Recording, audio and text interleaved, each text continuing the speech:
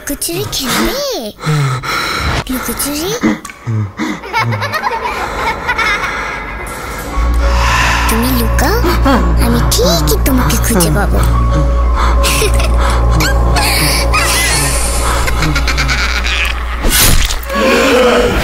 ভূত.com with Russell। Welcome back. আশা করছি আপনারা সবাই ভালো আছেন, ভালোর দলে আছেন। আমিও ভালো আছি, ভালোর দলে আছি। এবং আজকের এই স্পেশাল যে স্টোরিটি, সেই স্টোরিটি পাঠিয়েছেন আমাদেরকে সিফাত আলম, আপনাদের সবার পছন্দের একজন মানুষ। কথা না বাড়িয়ে আমরা সরাসরি ঘটনায় চলে যাব। যেভাবে লেখা আছে আমি সেভাবেই সিফাতের ঘটনাটি পড়ে শোনাচ্ছি। আম্মু, আমি তো শুধু নিঃস্বার্থভাবে আল্লাহর দরবারে দোয়া করি, আর আল্লাহ তাআলা আমার দোয়া কবুল করে নেন। এই কথাগুলো শুনে আমার মন একদিকে যেমন ভরে যায়, তেমনি চিন্তাও বাড়তে শুরু করে। কিন্তু কেন? এর পেছনে কি কোনো কারণ লুকিয়ে আছে? আসসালামু আলাইকুম রাসেল ভাইয়া ও প্রিয় শ্রোতা বন্ধুরা, আশা করছি আল্লাহর অশেষ রহমতে আপনারা সবাই ভালো আছেন ও সুস্থ আছেন। আমিও আল্লাহর রহমতে ভালো আছি, আলহামদুলিল্লাহ। আমি মোহাম্মদ সিফাত আলম, চট্টগ্রাম থেকে লিখছি। আজ আমি যে ঘটনাটি শেয়ার করতে যাচ্ছি তা আমি আজ থেকে প্রায় ৩-৪ মাস আগে সংগ্রহ করেছিলাম আসমা আন্টির কাছ থেকে। আসমা আন্টির সাথে আমার পরিচয় পারিবারিকভাবেই। তিনি আমাদের আত্মীয়ের মতোই ছিলেন। তার কাছ থেকে ঘটনা নেয়ার পর আমি নানান কাজে ঘটনাটি লেখার কথা ভুলে গিয়েছিলাম, কিন্তু আজ আমি তার জন্য অনুতাপ করছি। কেননা আসমা আন্টি গত ৩ জানুয়ারি শুক্রবার ইন্তেকাল করেন। ইন্না লিল্লাহি ওয়া ইন্না ইলাইহি রাজিউন। তার মৃত্যুর খবর শুনে আমার প্রচণ্ড খারাপ লাগে, কেননা তিনি চেয়েছিলেন তার জীবনের ঘটনাটি নিজ কানে শুনে যেতে, যা আমি তাকে দিতে পারিনি। তাই আমি তার কাছে মার্জনা প্রার্থনা করে আজ তার সেই ঘটনাটি শেয়ার করছি। রাসেল ভাইয়ের কাছে অনুরোধ, ঘটনার ভেতরের ভুল ত্রুটিগুলো ক্ষমা সুন্দর দৃষ্টিতে দেখবেন। চলুন সরাসরি আজকের ঘটনায় চলে যাই, যা আসমা আন্টি ঢাকা থেকে আমার সাথে শেয়ার করেছিলেন। আসসালামু আলাইকুম প্রিয় ভূত.com এর শ্রোতাবৃন্দ। আজ আমি যে ঘটনাটি আপনাদের কাছে উপস্থাপন করতে যাচ্ছি, এমন ঘটনা হয়তো আপনারা কেউ আগে কখনো শোনেননি। আমাদের জন্য এটি ছিল একটি নতুন অভিজ্ঞতা। আমরা মুসলিম হিসেবে জিন জাতিকে বিশ্বাস করি এবং সেটাই আমাদের অবশ্য কর্তব্য। আমাদের মানব জাতির মতো জিন জাতিকেও আল্লাহ তাআলা স্বয়ং সৃষ্টি করেছেন। মানুষের মাঝে যেমন ভালো কিংবা খারাপ উভয় রকমের মানুষ বিরাজমান, তেমনি জিনদের মাঝেও রয়েছে ভালো এবং খারাপ। কিন্তু বেশিরভাগ ক্ষেত্রেই আমরা শুনে থাকি মন্দ জিনের কথা। তাই অনেকের মনে এমন ধারণারও জন্ম নেয়, যার ফলে অনেক মানুষই আছেন যারা ভাবেন জিন জাতি শুধুমাত্র মানুষের অনিষ্টই করে থাকে। বাস্তবে আসলে কি তাই? চলুন দেখা যাক বাস্তবতার সাথে এই ধারণার কতটুকু মিল রয়েছে। সাল 1991। আমার কোল জুড়ে আমার ঘর আলোকিত করে জন্ম নেয় ফুটফুটে কন্যা সন্তান। ফুটফুটে সেই কন্যা সন্তান ছিল অতিশয় সুন্দরী, ঠিক যেন ছোট্ট এক পরী। আমার জীবনে এত সুন্দর কোনো মেয়ে আগে কখনো দেখিনি। এটা আমি আমার মেয়ের মা হিসেবে গর্ব করে বলছি না, বরং আল্লাহকে সাক্ষী রেখেই সত্যি কথা বলছি। ধীরে ধীরে সে বড় হতে লাগলো, আর কেন জানি না আমি তার উপর নজর লাগার ভয় পেতে শুরু করলাম। সে যেমনই ছিল সুন্দরী, তেমনি ছিল জ্ঞানী এবং কথা বলতেও ছিল খুব পটু। মানুষের সামনে এলে এমন সব কথাবার্তা বলতো যে লোকেরা তার প্রশংসার জোয়ারে ভেসে যেতে শুরু করত। আর আমি ভাবতাম কেউ যেন আবার নজর লাগিয়ে না দেয়। আমি প্রতিদিন তার পড়াশোনার জন্য তাকে কিছুটা চাপ দিতাম, আর পড়ানোর সময় নানান গল্পে নানান ছলে তাকে বোঝাতাম বাইরের লোকজনের সামনে এভাবে কথা বলতে নেই। অনেকেই হাসি ঠাট্টা করে, যা তার বা আমার চোখে পড়ে না, কিন্তু সে আমার কথা তেমন একটা পাত্তাই দিত না। বয়স কম জন্যই হয়তো আমি তাকে 5 বছর বয়সে হিজাব পরানো শিখিয়েছিলাম, যেন তার সৌন্দর্যের কিছুটা অংশ ঢাকা পড়ে, বিশেষ করে তার বড় বড় কাঁধে চুল। হিজাব পরার কারণে শুধুমাত্র ওর ছোট্ট মুখটা বের হয়ে থাকত, আর তাকে দেখে যেন কোনো বিড়াল ছানার চাইতেও কম মনে হতো না। ওর আচরণ প্রায় 12 বছর পর্যন্ত একই রকম ছিল। আমরাও সবাই ওকে নিয়ে খুশি ছিলাম। আর খুশি থাকবই না বা কেন? সে যত কথাই বলুক না কেন, কখনোই কাউকে আঘাত করে বা কারো সাথে বেয়াদবি হয় এমন কোনো কথা তার মুখ দিয়ে কখনোই বের হতো না, আমরা শুনিনি। কিন্তু সে যখন 12 বছরে পা দিল, হঠাৎ করেই কেমন যেন পুরোপুরি বদলে গেল। আমরা ভাবছিলাম এটা হয়তো তার বাড়ন্ত বয়সের কারণে হরমোনের পরিবর্তনের জন্য হচ্ছে, তাই আমরা এই বিষয়টি তেমন একটা পাত্তা দেইনি। ধীরে ধীরে সে কেমন যেন একটু অন্যরকম হয়ে গেল, রিজার্ভ হয়ে গেল। সারাক্ষণ আল্লাহর ইবাদত নিয়ে ব্যস্ত থাকতো আর সিজদায় পড়ে থাকতো, যদিও সে ছোট থেকেই নামাজ রোজার প্রতি খুবই সতর্ক ছিল। আমার মেয়ের নামটা এখনো বলা হয়নি। আমার মেয়ের নাম খুব শখ করে আমি পরি রেখেছিলাম। মূলত তার সৌন্দর্যের ওপর ভিত্তি করেই ছোট থেকে পরি বলে ডাকতে ডাকতে ওই নামটাই হয়ে যায়। পরির হঠাৎ এমন বদলে যাওয়ার শুরুটা আমরা পাত্তা না দিলেও ধীরে ধীরে ব্যাপারটা আমাদের মনকে নাড়া দিতে শুরু করে। তাই একদিন আমি তার সাথে এসব বিষয়ে কথা বলার চেষ্টা করলাম। আমি তাকে বললাম, মা পরি, তোমার কি কিছু হয়েছে? কোনো সমস্যা? আমাকে বলো। যদি তোমার কোনো সমস্যা থেকে থাকে আমি শুনতে পারি। আমার সাথে এসব নিয়ে আলোচনা করো। আগে তো তুমি সবার সাথে খুব গল্পগুজব করতে, বাসায় অতিথি এলে তাদের সাথে একসাথে থাকতে, কাজিনদের সাথে খেলতে, কিন্তু এখন কি হয়েছে? এত রিজার্ভ হয়ে গেছো কেন? তুমি তো নিজেকে একেবারেই ঘরে বন্দি করে রেখেছ। সে আমার কথা শুনে একগাল মিষ্টি হেসে আমাকে সান্ত্বনা দিতে লাগলো আর বলল, এমন কিছু না মা, আমার শুধু মনে হয় বেশি বেশি সময় আল্লাহর সাথে কাটানো উচিত। আমি এতেই নিজের মনে প্রশান্তি খুঁজে পাই। আগে কি করে আনন্দ পেতাম সেসব নিয়ে চিন্তা করো না মা, এখন আমি আল্লাহর সান্নিধ্যেই বেশি আনন্দ পাচ্ছি। ওর কথা শুনে মা হিসেবে আমি বেশ খুশি হই। একজন মায়ের এর থেকে বেশি আর কি চাওয়ার আছে? এত অল্প বয়সে দিনদার মেয়ে কতজনের ভাগ্যেই বা জোটে। এসব নিয়েই আমাদের জীবন হেসে খেলে কেটে যাচ্ছিল। জীবন নিয়ে আমাদের কারোর বিন্দু মাত্র কোনো অভিযোগ ছিল না। একদিন আমার এক বান্ধবী প্রায় 2.5 বছর পর আমাদের বাসায় আসে। তারা অন্য শহর থেকে আমাদের শহরে নতুন শিফট হয়ে এসেছিল। আমি নানান বিষয় নিয়ে তার সাথে কথা বলতে শুরু করি। একে তো ছোটবেলার বান্ধবী, তাও আবার এতদিন পর দেখা। সেও একে একে তার সব কথাগুলো বলতে শুরু করে। কথার এক পর্যায়ে সে জানায় তার নাকি বিদেশি 2টি তোতা পাখি আছে। সেই তোতা পাখি দুটিকে নাকি সে প্রায় 1 বছর ধরে পালে। কিছুটা দুঃখ নিয়েই সে আমাকে জানালো পাখি দুটি নাকি এখনো কোনো ডিম দিচ্ছে না। আমি তার মন খারাপ হতে দেখে তাকে সান্ত্বনা দিতে লাগলাম আর বললাম, দেখা যাবে, হয়তো শীঘ্রই তার পাখি দুটি ডিম দেবে ঠিকই। আমরা দুইজন মিলে এসব নিয়ে আলোচনা করছিলাম। হঠাৎ আমি দেখলাম আমার মেয়ে আমাদের ঘরে প্রবেশ করলো। সে যে আমার বান্ধবীর সাথে খুবই আদরের সাথে সাক্ষাৎ করলো আর খবরাখবর নিল এবং আমাদের সাথে বসে গেল, এটাতে আমি বেশ খুশি হয়েছিলাম। আমি অবাক হচ্ছিলাম যে আজ সূর্য কোন দিক দিয়ে উঠল, যে আমার মেয়ে আজ রুমের বাইরে বের হয়ে এসে আবার নিজে থেকে কথাও বলছে। বেশ ভালোই লাগছিল তার এই আচরণ দেখে।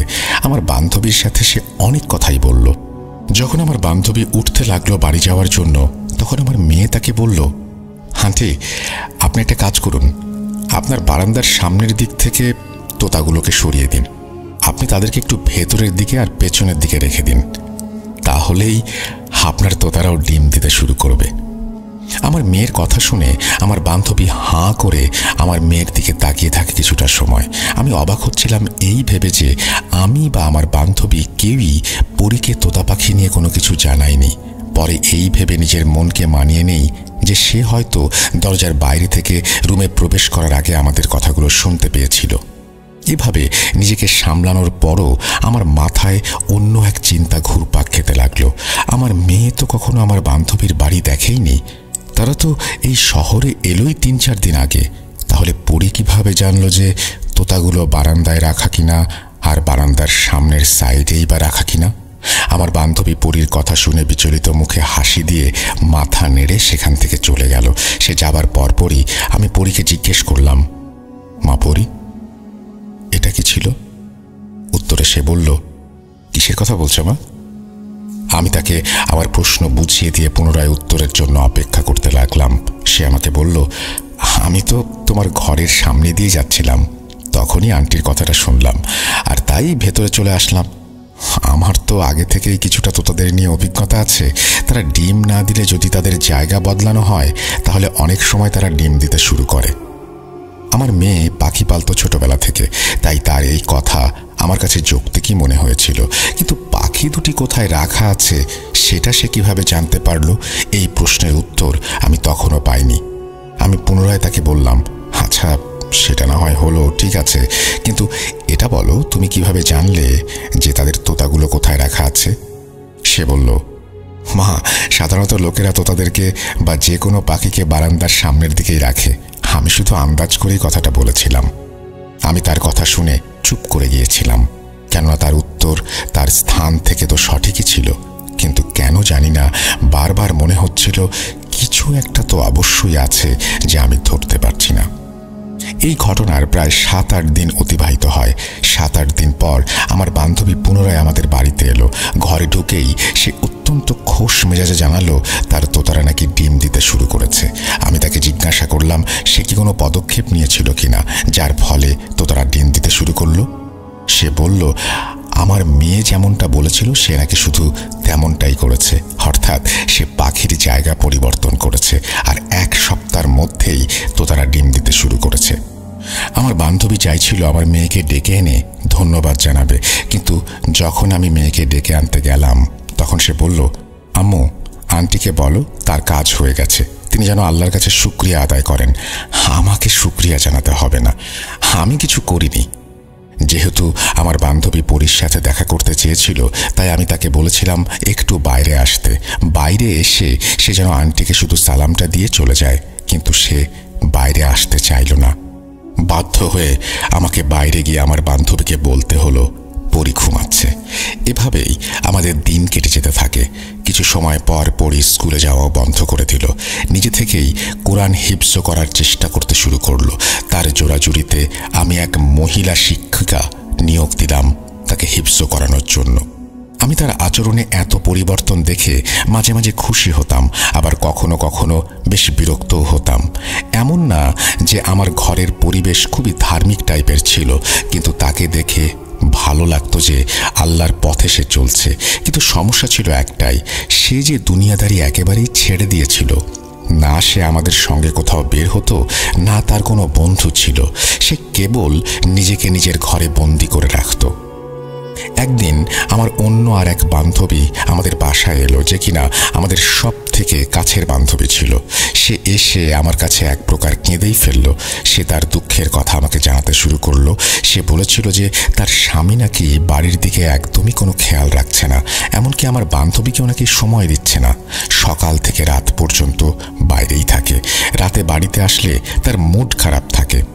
আমি তার কথা শুনতে শুনতেই খেয়াল করলাম আমার মেয়ে ঘরে ঢুকছে।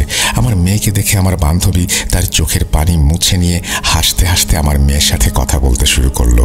সে বলল, পরী, তুমি তো অনেক বড় হয়ে গিয়েছো দেখছি, তুমি কেমন আছো মা? আমার বান্ধবী আমার মেয়ের সাথে সব ধরনের কথাবার্তাই বলছিল, যা সাধারণত বড়রা ছোটদের সাথে দেখা হলে বলে থাকেন। যখন সব কথা শেষ হলো তখন পরী কিছুটা সময় চুপ করে রইল। হঠাৎ সে আমার বান্ধবীকে জিজ্ঞাসা করলো, আন্টি, আপনার স্বামীর নাম কি? আমার বান্ধবী এই কথা শুনে একদম অবাক হয়ে গেল। সে ভাবতে লাগলো এত ছোট মেয়ে কেন তার স্বামীর নাম জানতে চাইছে। তবুও সে পরীর দিকে তাকিয়ে মুচকি হেসে তার স্বামীর নাম পরীকে বলল। আর আমার মেয়ে তার হাত ধরে কিছুটা সময় বসে কি যেন ভাবতে লাগলো। সে কোনো কথা বলল না। হঠাৎ উঠে দাঁড়িয়ে আমার বান্ধবীও আমাকে সালাম জানিয়ে আবার নিজের রুমে চলে গেল। যাবার আগে আমার বান্ধবীকে বলল বাড়ি ফিরে 2 রাকাত নফল নামাজ পড়ে আল্লাহর কাছে দোয়া করতে। আমার বান্ধবীও চলে গেল। কিন্তু পরের দিন সে আবার আমাদের বাড়িতে এলো। এবারে তাকে খুব খুশি খুশি মনে হচ্ছিল, যেন সে কোনো লটারি জিতে গেছে। সে আমাকে বলতে লাগলো যে তার স্বামী রাতের বেলা বাড়ি এসেছিল আর তার জন্য নাকি বিশাল বিশাল সব উপহারও নিয়ে এসেছিল। তার স্বামী তার কাছে নাকি হাত জোর করে মাপ চাইছিল আর বলছিল, মাফ করে দাও আমায়। এই বলে সে নিজের মুখেই নাকি স্বীকার করে সে অন্য এক মহিলার সঙ্গে জড়িয়ে গিয়েছিল। ওই মহিলার কাছে নাকি সে প্রতারণার শিকার হয়েছে। সে নাকি নিজের ভুল বুঝতে পেরেছে। আমার বান্ধবীও তাকে মাফ করে দেয়। তার কথা শুনে আমার কাছে কিছুই বোধগম্য হচ্ছিল না। সে অনর্গল নিজের মতো করে কথা বলে যাচ্ছিল। সে বলল, তোর মেয়ে তো খুব বুঝদার দেখি। দেখ, কালই সে আমার স্বামীর নাম জিজ্ঞেস করেছিল আর আমাকে 2 রাকাত নফল নামাজ আদায় করতে বলেছিল। 1 রাতের মধ্যেই সে সোজা হয়ে গেছে। আমার বান্ধবীর কথা শুনে আমি কি ভাববো না ভাববো কিছুই বুঝতে পারছিলাম না। পরপর 2টি অলৌকিক ঘটনা ঘটে গেল। কিভাবে ঘটল আর কখনই বা ঘটল কিছুই মাথায় আসছিল না। আমার বান্ধবী তার কথা শেষ করে নিজের মতো করে চলে গেল। আমি পরীর ঘরে গিয়ে সব কথা তাকে জানালাম। তাকে বললাম আমার বান্ধবীর স্বামী ঠিক হয়ে গেছে। সে শুধু একটা কথাই বলল, আলহামদুলিল্লাহ। আমি বললাম, এসব কি হচ্ছে পরী? তুমি কেন তার স্বামীর নাম জিজ্ঞেস করেছিলে? এমন চলতে থাকলে লোকজন তোমার সম্পর্কে নানা কথা বলতে শুরু করবে। তুমি এটা চাও? সে বলল, আম্মু, আমি তো শুধু নিঃস্বার্থভাবে আল্লাহর দরবারে দোয়া করি আর আল্লাহ তাআলা আমায় কবুল করে নেন। এখানে কেউ কেন কিছু বলবে? আর বললেই বা কি আসে যায় আম্মু? আমি কারো কোনো ক্ষতি করেছি নাকি কোনো অন্যায় করেছি? দোয়া করা কি অন্যায় আম্মু, তুমি বলো? তার কথাবার্তার স্পষ্টতা আমাকে প্রতিবারের মতো এবারও চুপ করিয়ে দিল। সে কথা জানে প্রচুর। অল্প কথা বললেও এমন জ্ঞানী কথা বলতো যে তার কথা শুনে কখনোই মনে হতো না এই কথা 12 বছর বয়সী কোনো মেয়ের দ্বারা বলা সম্ভব। আমি এই ঘটনা দুটির পর যা ভাবছিলাম তাই হলো। পরীর কিছু কথা মানুষের মাঝে পরিচিতি পেতে শুরু করলো। শুরু হয়ে গেল নতুন এক অধ্যায়ের। যে যখনই কারো কোনো সমস্যার কথা আমাকে জানাতো বা আমার সামনে কোনো দুঃখের কথা বলতো, আমার মেয়ে সেখানে নিজ থেকেই হাজির হয়ে যেত এবং কিভাবে যেন তার সমস্যার সমাধান করে দিত। একদিনের কথা না বললেই না, আমার এক আত্মীয়া আমাদের বাসায় এসেছিলেন। তিনি বলছিলেন তার স্বামীর নাকি শারীরিক এবং মানসিক অবস্থা খুবই খারাপ। অনেক ডাক্তার দেখিয়েও কিছু হচ্ছে না। যেহেতু আমি জানতাম কেউ যখন তার সমস্যা জানাতে আসতো আমার মেয়ে কিভাবে যেন টের পেয়ে যেত আর আমাদের রুমে চলে আসতো, তাই আমি এমন সময়ে বারবার দরজার দিকে তাকাতাম। ভাবতাম কি জানি আমার মেয়ে কখন চলে আসে, এবং সত্যিই তাই হয়েছিল। কিছুক্ষণের মধ্যে আমি দেখলাম আমার মেয়ে হাতে একটা শপিং ব্যাগ নিয়ে এসেছে। সে ওই মহিলার কাছে গিয়ে বলল, এই ব্যাগে 30টা আজওয়া খেজুর আছে, যা আপনার স্বামীকে প্রতিদিন পানির সাথে মিশিয়ে সেই পানি পান করাতে হবে। আগের রাতে ঘুমানোর আগে পানিতে খেজুর ডুবিয়ে রেখে পরদিন সকালে খালি পেটে সেই পানি পান করাতে হবে। এভাবে 10 দিন খেতে হবে। আমার মেয়ের কথা শুনে সেই খেজুর নিয়ে আমার আত্মীয়া বাড়ি ফিরে গেলেন। বিশ্বাস করুন, 1 সপ্তাহের মধ্যেই সেই মহিলার স্বামী পুরোপুরি সুস্থ হয়ে গেল। আমি একের পর এক শুধু অবাকই হচ্ছিলাম। অন্যদিকে যাদের সমস্যা সমাধান হচ্ছিল তারা পরে গিয়ে অন্যদের আমার মেয়ের কথা বলছিল। কিন্তু আমরা এসব ব্যাপারে বেশ ঘাবড়ে যাই। সবাই জানাজানি হলে সমস্যা হতে পারে ভেবে আমরা ব্যাপারটা অস্বীকার করতে শুরু করি। শুধুমাত্র যাদের সমস্যা গুরুতর তাদের সাথেই আমার মেয়ে দেখা করে এবং শর্ত দেয়া হয় এ ব্যাপারে আর কাউকে কিছু না জানাতে। তারাও আমাদের কথায় রাজি হয়ে যায়। তারা প্রায় সময় আমাদের বাসায় এসে উপস্থিত হতো। বাধ্য হয়ে এলাকাবাসীর কাছে আমাদেরকে বলতে হতো এরা আমাদের আত্মীয়। আমি পরীকে বলতাম, এসব ঠিক হচ্ছে না। বাইরের মানুষ যদি এ ব্যাপারে ব্যাপক পরিমাণে কোনোভাবে জেনে যায় তাহলে আমাদেরই বিপদ হবে। আমি তো চেষ্টা করতাম তাদের এড়িয়ে চলার, কিন্তু আমার মেয়েটা বলতো, মা, যেই আমার সাথে দেখা করতে আসে বা যাদের কোনো সমস্যা আছে তাদের বাসায় আসতে দাও, আমি তো কারো ক্ষতি করছি না। তার কথাগুলো এমন ছিল যে আমি তাকে না বলতে পারতাম না। তবুও যথাসম্ভব চেষ্টা চালিয়ে গিয়েছি যেন বাইরের মানুষ ব্যাপারটা জানতে না পারে। এই জন্য আমরা আমাদের বাসাটাও বদলে ফেলি।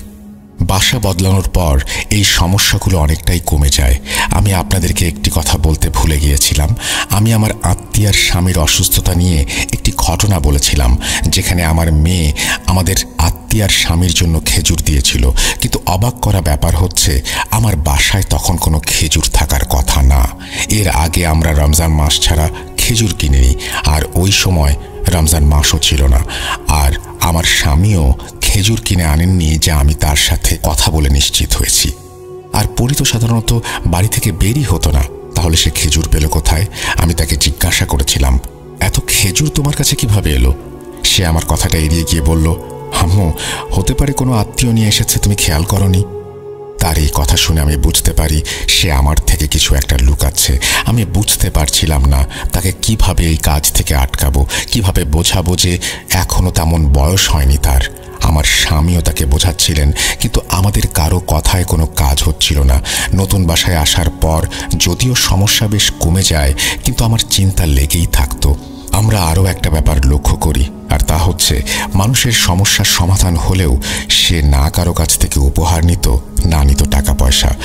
যদি কারো কোনো কাজ হয়ে যেত আর যার কাজ হওয়ায় তিনি খুশি হয়ে মিষ্টি নিয়ে আসতেন, তাহলে আমার মেয়ে আমাকে বলতো, মা এই মিষ্টিগুলো গরিব মানুষের মাঝে ভাগ করে দিও। আমরা তো 3 বেলা খেতে পাচ্ছি, আলহামদুলিল্লাহ, ভালো কাপড় পরতে পারছি, তারা তো 2 বেলা 2 মুঠো খেতেও পায় না। এই মিষ্টিতে আমাদের নয় বরং তাদের হক, তাই এগুলো তাদেরকেই দিয়ে এসো।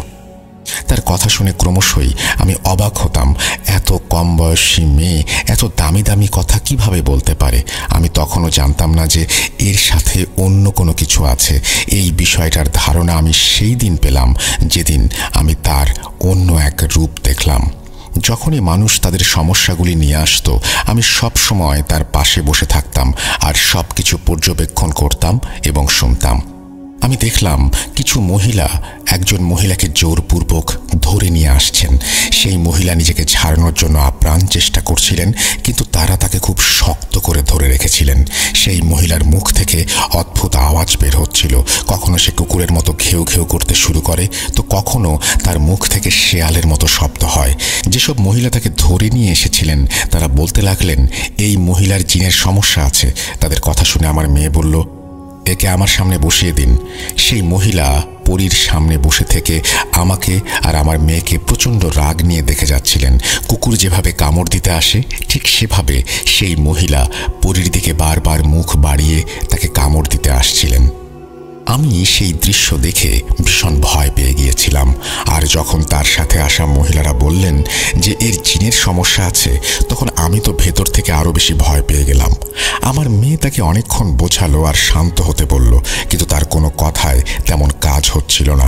ওই মহিলা কিছুতেই তার সব কর্মকাণ্ড থেকে সরে আসছিলেন না। হঠাৎ একটি আওয়াজ শুনে আমার আত্মা চমকে যায়। আওয়াজটি আমার মেয়ের। ওই মহিলার ঘেউ ঘেউয়ের পর পরবর্তী যে আওয়াজটি আমি শুনলাম সেটি ছিল এক বড় পুরুষের গম্ভীর আওয়াজ। তিনি এত জোরে বললেন, চুপ হয়ে যা, যার ফলে ওই মহিলা ভয়ে যেন একেবারে স্তব্ধ হয়ে গেল। সে যে ভীত হয়ে গিয়েছিল তা আমরা তাকে দেখে ভালোভাবেই বুঝতে পারছিলাম, কিন্তু তার সাথে আমরাও সবাই ভীত হয়ে গিয়েছিলাম। আর এর কারণ সেই পুরুষালী গলা আমার মেয়ের মুখ থেকে বেরিয়েছিল। আমি আমার মেয়ের পাশেই বসেছিলাম, কিন্তু তার সেই গলা শুনে আমি উঠে দাঁড়িয়ে গেলাম। আমার মেয়ের মুখ দেখে আমি নিজেও ভয় পেয়ে গিয়েছিলাম। তার মুখটা ছিল একেবারে ভয়ার্ত লাল। পুরুষালী গলায় সেই মহিলাকে ডাকলো, যার ওপর জিন ভর করেছিল। তার ওপর জিন উপস্থিত থাকার পরেও সেই মহিলা এতটা ভয় পেয়ে যায় যেন কিছু একটা দেখে সে প্রচণ্ড ভয় পাচ্ছে। কাছে যেতেই পরি তার হাত ধরল এবং একই পুরুষালী গলায় তাকে জিজ্ঞেস করতে লাগলো, কি করছিস এসব? এই মহিলাকে কেন এত বিরক্ত করছিস? আমার প্রশ্নের জবাব না দিলে সমস্যা নেই, কিন্তু আমার হুকুম না মানলে সমস্যা হবে তোর। এবার ভেবে দেখ কি করবি। পরীর কথা শুনে সেই মহিলার ওপর ভর করা জিন পরীর সামনে একেবারে বাচ্চা ছেলের মতো কাঁদতে শুরু করলো। তার অবস্থা এমন ছিল যেন মাছকে কেউ পানির বাইরে বের করে নিয়ে এসেছে। সে বলল, হুজুর আমাকে মাফ করে দিন, আমি আর বিরক্ত করব না, আমি জানতাম না এরা আপনার কাছে আসবে। সে সব বলতে বলতে যেভাবে চিৎকার করছিল আর বলছিল, মেরো না আমায়, মেরো না, মনে হচ্ছিল যেন কেউ সামনে আছে যিনি কিনা তার উপর ক্রমাগত আক্রমণ করে যাচ্ছেন। হঠাৎ সেই মহিলা পরীর পায়ে পড়ে গেলেন আর বলতে লাগলেন, হুজুর আমাকে মাফ করে দিন। আমি সবচেয়ে বেশি অবাক হচ্ছিলাম এই ভেবে যে সে আমার মেয়েকে হুজুর বলছে কেন। এরপর মহিলা সেখান থেকে চলে গেলেন। তিনি কিছুক্ষণের জন্য অজ্ঞান হয়ে পড়ে রইলেন। কিছু সময় পর আমার মেয়েও আবার স্বাভাবিক হয়ে গেল। মহিলার জ্ঞান ফিরে এলো আর তিনিও স্বাভাবিক হয়ে গেলেন এবং তারা সকলেই প্রস্থান করলেন। যখন সব মহিলারা চলে গেল তখন আমি পরীকে জিজ্ঞেস করলাম, পরী এসব কি হচ্ছে? তুমি কিভাবে এমন পুরুষের মতো করে কথা বলতে পারো? তখন সে কিছুটা চুপ হয়ে রইল। আমিও তার উত্তরের অপেক্ষা করছিলাম। সে নীরবতা ভেঙে বলল যে সে আমাকে একটা কথা বলতে চায়। সে আমাকে অনুরোধ জানায় মানুষের সাহায্য করতে, আর এই সব কিছুতেই তাকে নাকি একজন ভালো জিন সাহায্য করছে। তিনি পরীকে মানুষের সহায়তার জন্য একটা মাধ্যম বানিয়েছেন, আর যেহেতু এটি ভালো কাজ আর মানুষের সেবা করা আর তাদের বিপদ আপদে পাশে দাঁড়ানো মুসলিম হিসেবে সবার কর্তব্য, তাই সে এটাকে মেনে নিয়েছে। আমি তার কথা শুনে তাকে জিজ্ঞাসা করলাম, কি বলছো তুমি?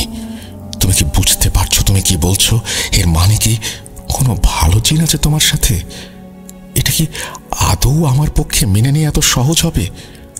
আগেও আমি জিজ্ঞেস করেছি তোমার কাছে তোমার কোনো সমস্যা আছে কিনা, তুমি কিছুই বলনি। আর আজ হঠাৎ এভাবে সব বলতে শুরু করলে। একবারও ভাবলে না তোমার বাবা মায়ের কেমন লাগবে? হোক সে কোনো নেক জিন, ভালো জিন, করুক সে মানুষের উপকার, কিন্তু আমরা এসব কিভাবে মেনে নেব? আমি অঝরে কেঁদে বুক ভাসালাম। আমার মেয়ে আমাকে সান্ত্বনা দিয়ে বলল, আম্মু তুমি নিজেই দেখো আমাদের ধর্ম আমাদের কি বলে, সুন্দর চরিত্রের পাশাপাশি মানুষের কল্যাণে এগিয়ে যাবার, কারো অনিষ্টের কারণ না হবার। আমি তো সেই ধর্মের নিয়ম মেনেই চলছি, আর যিনি আমার সাথে আছেন তিনিও তো আমাকে আমাদের ধর্মের ব্যাপারে বিস্তারিত জানিয়েছেন, আল্লাহর পথে চলার শিক্ষাদান করেছেন। তিনি আমার শিক্ষক হয়ে আছেন, তিনি যেভাবেই থাকবেন। তোমরা এসব নিয়ে ভয় পেও না, তোমাদের পরী তোমাদেরই থাকবে। তার কথা শুনে আমি তাকে জড়িয়ে ধরি। আমি আমার মেয়েকে হারাতে চাই না, তাই ভয় পাচ্ছিলাম। কিন্তু যখন ভাবি সে কখনো কারো কোনো ক্ষতি বা মনোকষ্টের কারণ হয়নি, তখন মনে কেমন যেন এক অদ্ভুত প্রশান্তি অনুভব করি। কিন্তু সবকিছুর পরও যখন থেকে পরী আমাকে বলেছিল যে তার সাথে নেক বা ভালো জিন আছে, তখন থেকেই আমার মনে একটা ভয় জেগে উঠেছিল। সে কিছুতেই পিছিয়ে যেতে প্রস্তুত ছিল না। আমি বুঝতে পারছিলাম না কিভাবে তাকে পেছনে সরাবো। কোনো উপায়ন্তর না দেখে আমি আমার পরীকে আল্লাহর কাছেই সমর্পণ করি। এছাড়া আমার আর কিছুই করার ছিল না। তার পুরুষালী গলায় কথা বলা, মানুষের সমস্যা সমাধান করা, এসব তো 12 বছরের একটা মেয়ের পক্ষে কখনোই সম্ভব নয়।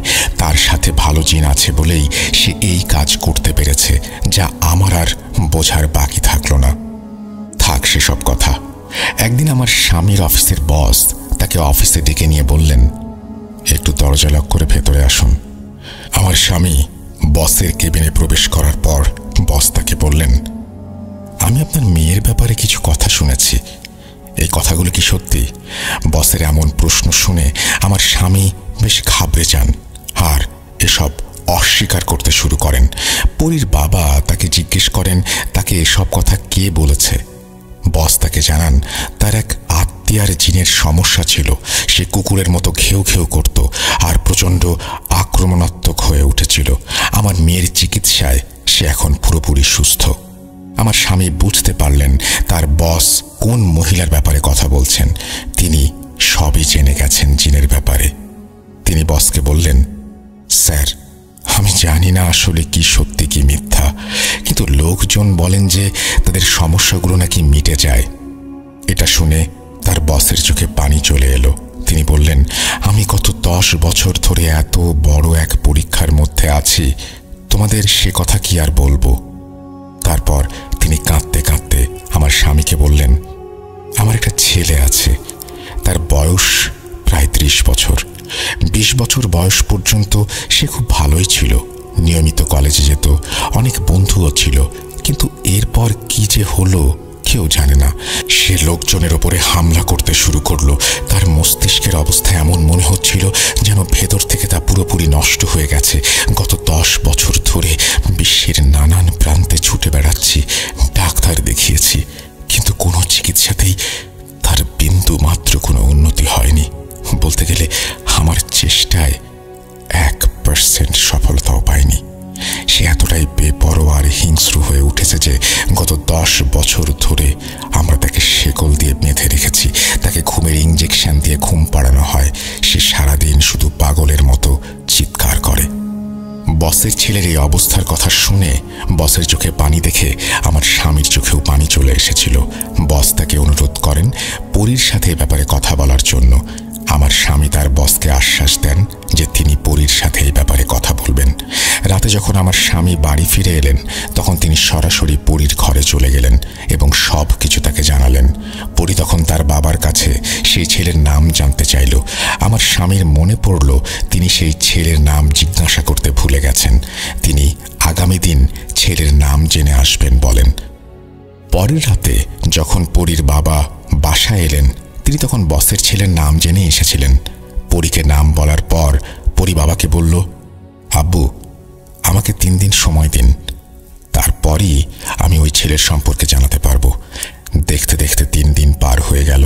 পরী বলল, সেই ছেলের একটা না বরং অনেক সমস্যা আছে, আর এই সমস্যাগুলো তার সাথে হয়েছে কারণ সে কালো জাদু শেখার চেষ্টা করেছিল, কিন্তু তাতে সে ব্যর্থ হয়। আমার স্বামী পরীর বলা কথাগুলো তার বসকে জানিয়ে দেয়। বস এটা শুনে নিজের চেয়ার থেকে লাফিয়ে উঠে বললেন, ভাই তোমার মেয়ে তো 100% ঠিক বলেছে। আসলে তার এই কথা পুরোপুরি সত্যি। ছোটবেলায় আমার ছেলে খারাপ সঙ্গে পড়ে গিয়েছিল আর খারাপ বন্ধুদের সাথে মিশে জাদু টোনা শিখতে শুরু করেছিল। তারপর থেকেই তার সাথে সবকিছু ঘটতে শুরু করে। অনেক বাধা দেবার পরেও লুকিয়ে লুকিয়ে সে সব করত। এরপর আমার স্বামীর বস আমার স্বামীর পায়ে পড়ে যান, ভাই দয়া করে তোমার মেয়েকে বলে আমার বাচ্চার চিকিৎসা করিয়ে দাও, এই কাজে যত টাকা লাগে আমি দেব। বসের এমন ব্যবহার দেখে আমার স্বামী আর মানা করতে পারলেন না। আমার স্বামী তাকে বললেন চিন্তা না করতে, পরী এসব করতে কোনো টাকা নেয় না, আর যদি তার পক্ষে সম্ভব হয় তাহলে সে অবশ্যই চিকিৎসা করবে। আমার স্বামী বাড়ি ফিরে এসে পরীর সাথে এই বিষয়ে কথা বলল। পরী সব শুনে বলল, বাবা আমি তো প্রস্তুত আছি, কিন্তু আমার সঙ্গে যিনি আছেন তিনি আমাকে এই কাজ করতে দিতে চাচ্ছেন না। পরীর কথা শুনে আমি পরীকে জিজ্ঞেস করলাম, এর মানে কি আম্মু? সে বলল, মা যিনি আমার সাথে আছেন তিনি বলছেন যে এই কাজ করতে গিয়ে আমার জীবন বিপন্ন হতে পারে। তিনি আমাকে নিজের মেয়ের মতো দেখেন, তাই তিনি আমাকে এই কাজ করার অনুমতি দিতে চাইছেন না। এই কথা শুনে আমি এবং পরীর বাবা দুজনেই খুব চিন্তায় পড়ে গেলাম। পরীর বাবা বললেন, আমি কালই আমার বসকে সব বলবো। আমরা আমাদের মেয়ের প্রাণের ঝুঁকি নিয়ে কোনো কিছু করতে পারি না। বাবার কথা শুনে পরী বলল, বাবা এসবের কোনো দরকার নেই, আমি আমার সাথে থাকা জিনকে রাজি করাবো। জীবন ও মৃত্যু তো আল্লাহর হাতে। যদি আমার ভাগ্যে থাকে তাহলে এভাবেই আমার মৃত্যু হবে, আর যদি অন্যভাবে লেখা থাকে তবে তাই হবে। কার মৃত্যু কিভাবে হবে সে ব্যাপারে স্বয়ং আল্লাহ ব্যতীত আর কেউ জানেন না। তোমরা এ নিয়ে ভেবো না।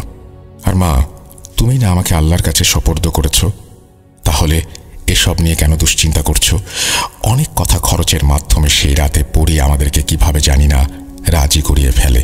পরবর্তী 1 সপ্তাহ পর্যন্ত পরী আমাদের সাথে এই বিষয়ে আর কোনো কথাই বলেনি। তারপর 1 সপ্তাহ পরে সে বাবার কাছে গিয়ে বলল, আব্বু আমি তাকে রাজি করিয়ে নিয়েছি, এখন আমি সেই ছেলের চিকিৎসা করতে চাই, তুমি আঙ্কেলকে জানিয়ে দাও, আজ রাতেই আমি যেতে চাই। যখন আমার স্বামী তার বসের সঙ্গে যোগাযোগ করলেন, এই ব্যাপার জানালেন, তখন তিনি সেই মুহূর্তেই আমাদের নিতে চলে এলেন। যখন আমরা তাদের বাড়িতে পৌঁছালাম তখন আমরা হতভম্ব হয়ে গেলাম।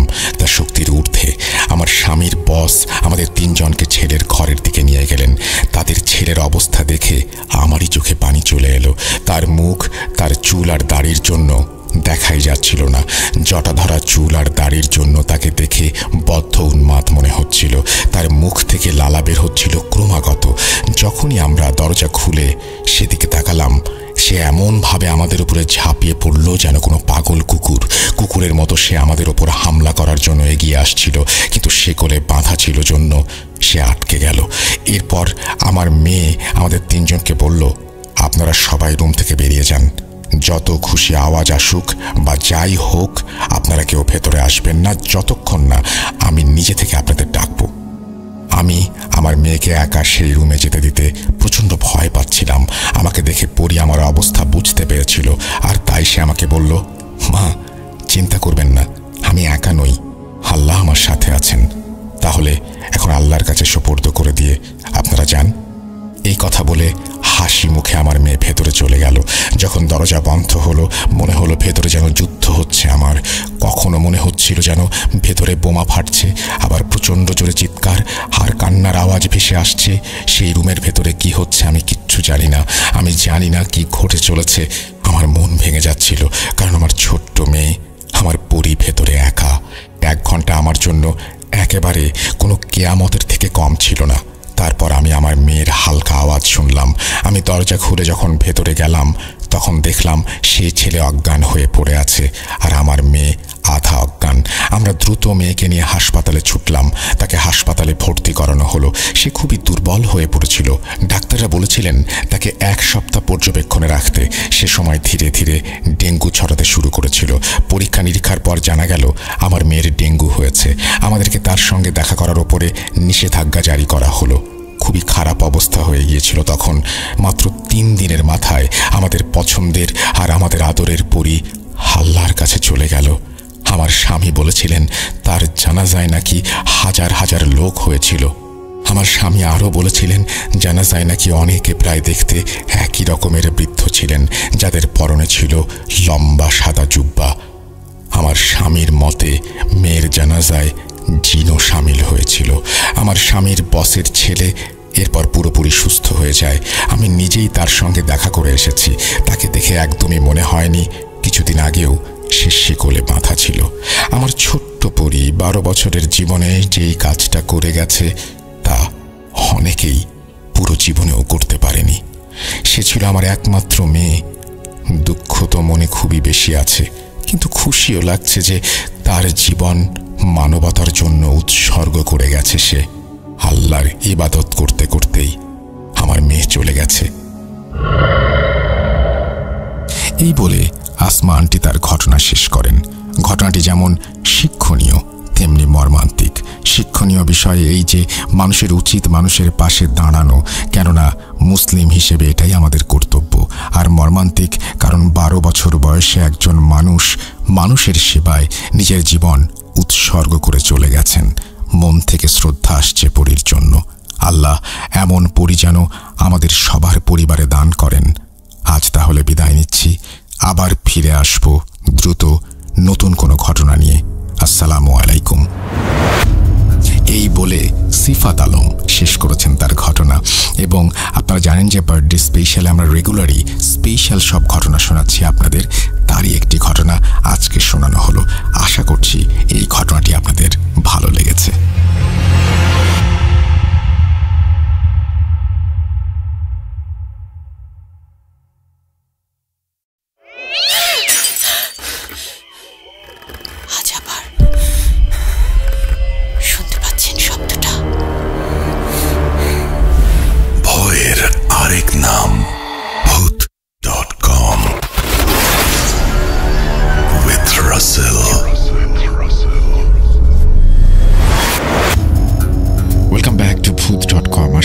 আপনারা সবাই ভালো আছেন এবং ভালোর দলে আছেন। আমিও ভালো আছি এবং 177তম এপিসোডে আপনাদের সবাইকে স্বাগত জানাচ্ছি। আমি রাসেল। আশা করছি আজকের এই এপিসোডটিও আপনাদের ভালো লাগবে। যদি ভালো লাগে অবশ্যই আমাদেরকে জানাবেন এবং আমাদেরকে ইমেল করতে হলে আমাদের ইমেল অ্যাড্রেসটা আপনারা একটু মনে রাখবেন। আমাদের ইমেল অ্যাড্রেস হচ্ছে russell.booth.com@gmail.com। আপনার নাম, ঠিকানা এবং ফোন নাম্বার সহ আপনার জীবনে ঘটে যাওয়া বা আপনার জানা সেরা ঘটনা লিখে পাঠিয়ে দিন আমাদের কাছে। ঘটনার শুরুতে অবশ্যই উল্লেখ করুন ঘটনাটি আপনি স্টুডিওতে এসে শেয়ার করতে চান নাকি আপনি চান আপনার ঘটনা আমরা পড়ে শোনাই। যারা দেশের বাইরে রয়েছেন তারা সরাসরি অডিও ক্লিপ পাঠাতে পারেন বা লিখেও পাঠাতে পারেন ঘটনা। আমাদের স্টুডিওতে আমরা ইনভাইট করছি আপনাদেরকে এবং আমাদের স্টুডিওতে যদি আপনারা আসতে চান তাহলে অবশ্যই আপনারা যে ঘটনাটি পাঠাচ্ছেন তার শুরুতে লিখবেন যে স্টুডিওতে এসে ঘটনাটি শেয়ার করতে চান আপনি। সামনে ঈদুল আজহা, অলরেডি আপনাদের ঘটনা পেতে শুরু করেছে। আমাদের যারা মডারেটর রয়েছেন তারাও আমাদের ঘটনা পাঠাচ্ছেন। সব কিছু মিলিয়ে এইবারের ঈদে একটা জমজমাট এপিসোড উপহার দেবার ইচ্ছা আছে আপনাদের সবাইকে। যাই হোক, কথা না বাড়িয়ে আমরা সরাসরি ঘটনায় চলে যাব এবং আমাদের আজকের যে ঘটনাটি সেটি প্রথমে একটি ইমেল দিয়ে শুরু করতে চাই। চলুন কথা না বাড়িয়ে ঘটনায় প্রবেশ করি। যেভাবে লেখা আছে আমি সেভাবেই পড়ছি। আসসালামু আলাইকুম প্রিয় রাসেল ভাই, জানি আপনি ভালোর দলে সবসময় থাকেন, সবাইকে ভালো রাখার চেষ্টা করেন, তাই জানতে চাইব না কেমন আছেন। 2017 থেকে আছি, আর ভূত.com-এ 117 নম্বর এপিসোড থেকে আছি। রাসেল ভাই আমার পরিচয়টা গোপন রাখুন, তারপরে তিনি তার অ্যাড্রেস শেয়ার করেছেন, নাম ঠিকানা সবকিছু এখানে আছে, যেটা আমি বলতে চাচ্ছি না। তারপর তিনি লিখছেন, রাসেল ভাই আমি অনেক দিন আগে একটা রেকর্ড ক্লিপ পাঠিয়েছিলাম, হয়তোবা প্রচারযোগ্য হয়নি, তাই আজকে অন্য একটি বাস্তব ঘটনা লিখে পাঠাচ্ছি। প্রচারযোগ্য হলে লিসেনারদের সাথে শেয়ার করবেন। যাক, কথা না বাড়িয়ে ঘটনায় চলে আসি। ঘটনাটি 1995-96 মধ্যে কুমিল্লা জেলা সদরের কোনো এক গ্রামে ঘটে। তার আগে একটু বলে নিচ্ছি, লোকটার সম্পর্কে না হয় ঘটনার প্রথম অংশে শুনে লিসেনাররা ভাববেন এই টাইপের লোকদের আবার প্যারানর্মাল ঘটনা হয় নাকি। আমি যার ঘটনা বলবো সেই লোকটির একটাই বদভ্যাস, মদ্যপান। কিন্তু ঘটনাটি ঘটে সে যখন দুনিয়ার মায়া ত্যাগ করে তখন। যাক, আসা যাক মূল ঘটনায়। ঘটনা বলার সুবিধার্থে লোকটির ছদ্মনাম ব্যবহার করছি। ধরে নিলাম লোকটির নাম চারু মিয়া।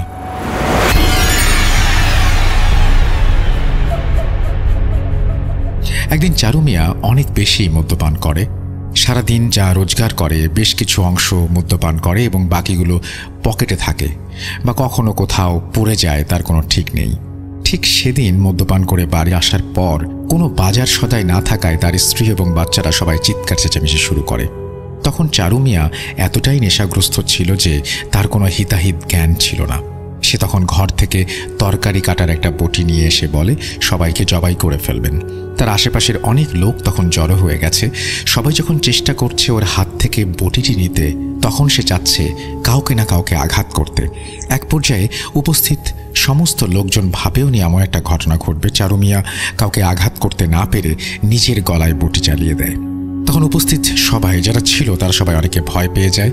তখন মুহূর্তের মধ্যেই তার হাত থেকে বটি পড়ে যায় এবং অতিরিক্ত রক্তক্ষরণের ফলে সে মাটিতে লুটিয়ে পড়ে। সবাই তাকে ধরতে আসবে, তখন আচমকা 2 হাতের 2 আঙুল দিয়ে গলায় একটা টান দেয়। ততক্ষণে 2-3 জন এসে গামছা দিয়ে গলা পেঁচিয়ে হাসপাতালে নিয়ে যাওয়ার ব্যবস্থা করে ফেলেছে। কিন্তু হাসপাতালে যাবার আগেই পথেই সে মারা যায়। এখান থেকেই মূল ঘটনার শুরু। সে আত্মহত্যা করলেও সে যেহেতু সুস্থ মানুষ ছিল না, তাই গ্রামের কবরস্থানে তাকে দাফন করতে কোনো বাধা ছিল না এবং দাফন কাজও অনেক দ্রুত করা হয়। তার মৃত্যুতে যারা উপস্থিত ছিল তাদের অনেকেই সেই চোখের সামনে ভয়ানক আত্মহত্যা দেখে মারাত্মকভাবে ভয় পেয়েছিল। গ্রামের যে কবরস্থানে তাকে দাফন করা হয়েছে তার পাশেই যাতায়াতের রাস্তা এবং অন্য পাশে বিশাল দিঘির সমান, কিন্তু সবাই পুকুর বলে। আর ঘটনা যখন 1995 সালের, তখনকার সময় সন্ধ্যার পরে এই রাস্তায় মানুষের যাতায়াতটা অনেকটা কম ছিল। যেদিন তাকে দাফন করা হয় তার পরদিন থেকেই এই গ্রামের এবং পাশের গ্রামের যারাই এই রাস্তা দিয়ে একটু রাত করে যাওয়া আসা করে তারাই দেখে চারু মিয়া রাস্তার পাশে হাঁটাহাঁটি করছে, কেউ বা দেখে কবরস্থানের দেয়ালের উপরে হাঁটাহাঁটি করছে। তখন অনেকেই ডাক দেয় কিন্তু সাড়া পায় না, ভাবে হয়তোবা আজকে বেশি নেশা করেছে তাই এমনটা হচ্ছে। কিন্তু সেই মানুষগুলো যখন বাড়িতে ফেরে এবং জানতে পারে যে চারু মিয়া আর এই পৃথিবীতে নেই, তখন তারা ভাবে তাহলে আমরা কাকে দেখলাম। মাঝরাতে আশেপাশের মানুষগুলো রাতে সজাগ হলে কেন যেন একটা শব্দ পায় কবরস্থান থেকে, আর অনেকগুলো কুকুরের ঘেউ ঘেউ আওয়াজ। সপ্তাহখানেক পরের ঘটনা, ভয়ঙ্কর এক ঘটনা। চারু মিয়ার পাশের বাড়ির এক লোক ব্যবসার কাজে বাইরে ছিলেন এবং অনেক দিন ধরেই সেখানে ছিলেন। তিনি যেদিন বাড়ি ফিরবেন ওই কবরস্থানের কাছাকাছি আসতেই চারু মিয়াকে দেখেন। তখন বলেন, চারু ভাই এত রাতে কি করো এখানে, বাড়ি চলো। তখন চারু মিয়া আস্তে আস্তে হাঁটছে। ওই লোক আবার বলল, চলো না, আমি বাড়ি নিয়ে যাব। এই বলে যখন লোকটি চারু মিয়ার হাতটা ধরল, ঠিক তখনই চারু মিয়া মাথা উঠিয়ে তাকালো। প্রতিবেশী লোকটা ভয়ে দেখল চারু মিয়ার গলায় ক্ষত এবং সেখান দিয়ে ফিনকি দিয়ে রক্ত বের হচ্ছে, আর চারু মিয়া 2 হাতে আঙুল দিয়ে গলায় আস্তে আস্তে টান দিচ্ছে। লোকটা ভয়ে একদম জমে গেছে। যখন তার সামনে চারু মিয়া ভীষণ বাজেভাবে একটা হাসি দিল, লোকটা তখন জোরে একটা চিৎকার দিয়ে মাটিতে পড়ে যায়। তার যখন জ্ঞান ফেরে, কবরস্থানে পাশের বাড়িতে বাড়ির অনেক মানুষ তাকে ঘিরে আছে, কিন্তু সেই ভদ্রলোক প্রায় 3 দিন কোনো কথাই বলতে পারে না। আর এই 3-4 দিন তার ভীষণ জ্বর হয়। পরে সবাইকে বলে তার সাথে কি ঘটনা ঘটেছিল। সবাই বলে চারু মিয়া তো আর নেই, মারা গেছে। তখনকার সময় যোগাযোগ ব্যবস্থা তেমন ভালো ছিল না, কে তাকে ফোনে জানাবে চারু মিয়া নেই। তারপর ধীরে ধীরে সবার মধ্যে ছড়িয়ে পড়ল। সন্ধ্যার পর কেউ আর একা রাস্তায় বের হতে সাহস করে না। অনেকেই এই এলাকায় আসলে দূর থেকেই অপেক্ষা করে আরও লোকজন আসলে একসাথে যাবে বলে। পাড়ার অনেক ছেলেমেয়েরাই যখন 10-12 জন একটা গ্রুপ বানায়, 2-1 জন কেউ আসলে তাদের রাস্তা পার করে দেয়।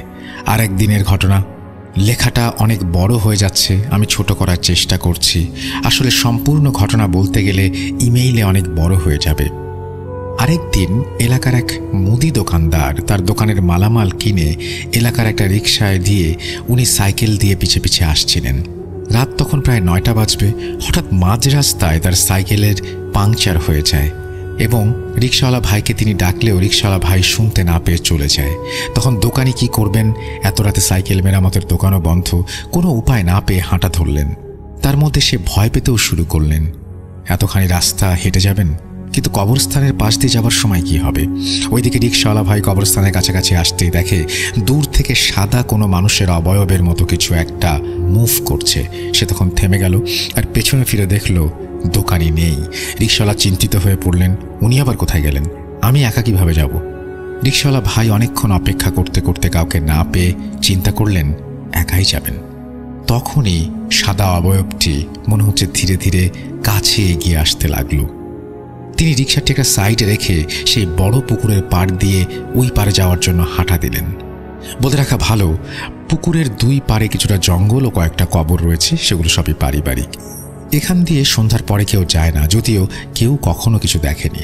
এখন রিকশাওয়ালা ভাইয়ের কাছে যেন চারুমিয়ার কবর থেকে এই জঙ্গলের রাস্তা অনেক ভালো। তিনি অনেকক্ষণ হাঁটার পর অপর পাশে গিয়ে দেখেন এলাকার ছেলেগুলো নেই।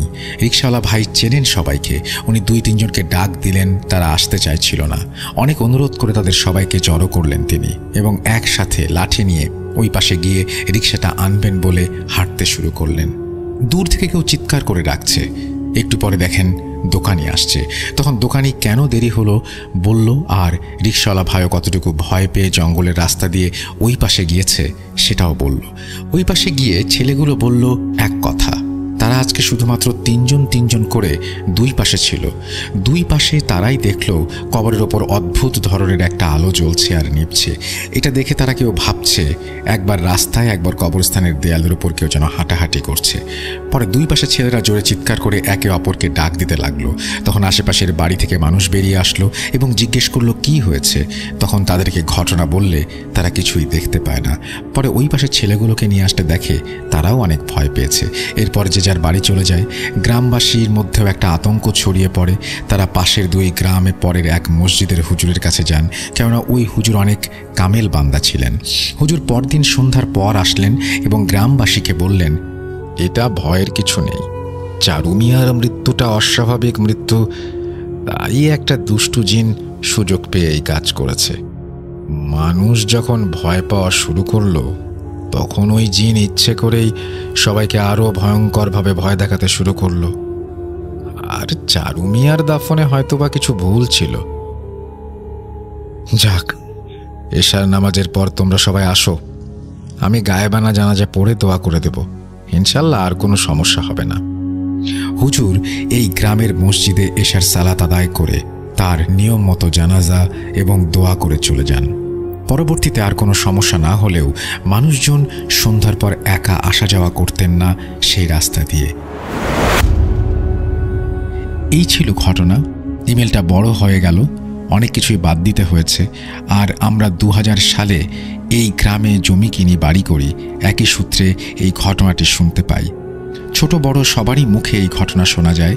তাই রাসেল ভাই, আমি 100% সত্য ঘটনা এটাকে বলবো। প্রচারযোগ্য হলে প্রচার করবেন, আর ঘটনা সিলেক্টেড হলে আমাকে জানাবেন। এই প্রথম আমি অনেক বড় একটা লেখা লিখলাম। লেখার অভিজ্ঞতা নেই, জানি না লেখায় ভুল হয়েছে কিনা। যদি ভুল হয় ক্ষমা সুন্দর দৃষ্টিতে দেখবেন। এই বলে তিনি তার ঘটনা শেষ করেছেন। Thank you very much. আপনার ঘটনাটি আসলেই অনেক চমৎকার এবং আশা করছি আপনারা যারা শুনলেন তাদের কাছেও ভালো লেগেছে। যদি ভালো লাগে অবশ্যই আমাদেরকে জানাবেন আর আমাদেরকে ইমেল করে ঘটনা পাঠাবেন। ঈদ কিন্তু একেবারেই কাছাকাছি চলে এসছে, সুতরাং দ্রুত ঈদের এপিসোডের ঘটনা পাঠিয়ে দিন। আমাদের ইমেল অ্যাড্রেস russell.booth.com@gmail.com। আমরা চলে যাচ্ছি আমাদের পরবর্তী ঘটনায়।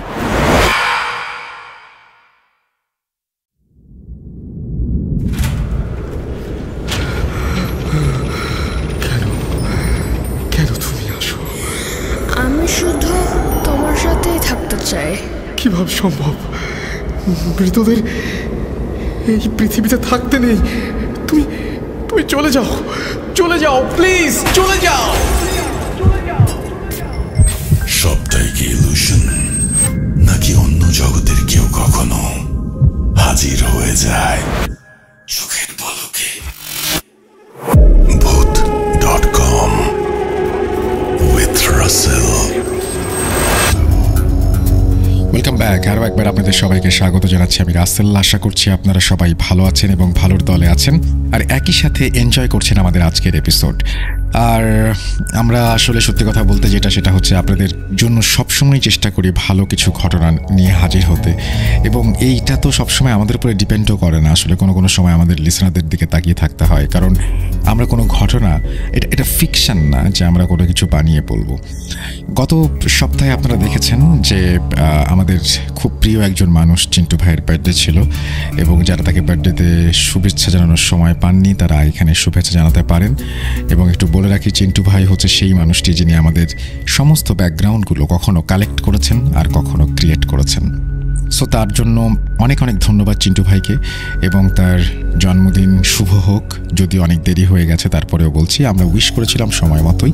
এবং আমি বলবো যে আমাদের Bhoot.com-এর এই যে যাত্রা, তার আগে ছিল Bhoot FM-এও আমাদের একসাথে থাকা, এবং এই যে 2010 থেকে আজকে 2023 সাল এখনো পর্যন্ত আমরা যে শো করে যাচ্ছি, তার অনেকটাই ক্রেডিট কিন্তু চিন্টু ভাইয়ের। কারণ একটা জিনিস মনে রাখবেন যে ব্যাকগ্রাউন্ড মিউজিক যদি ভালো না হয় তাহলে কোনো হরর কন্টেন্টের কোনো মজা থাকে না। চিন্টু ভাই এই শোটাকে নিজের মতো করে এবং কতটুকু ভালোবাসা দিয়ে তিনি এই শোটা করেন, এটা আসলে না শুনলে বা না জানলে আপনারা কখনো বুঝবেন না।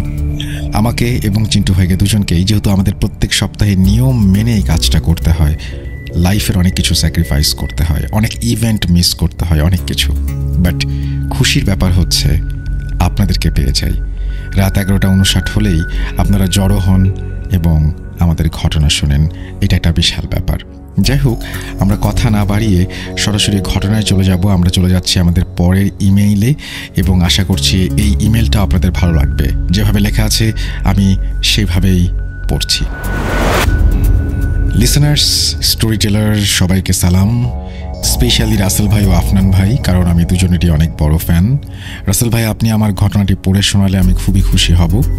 আসসালামু আলাইকুম, আশা করি ভালো আছেন। জানি আপনি সবসময় ভালোর দলে, তাও জিজ্ঞাসা করলাম দয়া করে আমার ঠিকানা সম্পূর্ণ গোপন রাখবেন। আমি সময় নষ্ট না করে সরাসরি ঘটনায় চলে যাচ্ছি। ঘটনাটি মূলত আমার দাদাকে নিয়ে, যিনি তৎকালীন সময়কার স্বনামধন্য পীর বংশের একজন কামেল পীর ছিলেন। ঘটনাটি আমার দাদার মুখে যেভাবে শোনা আমি সেভাবেই শুরু করছি। আশা করছি লিসনারদের বুঝতে সমস্যা হবে না।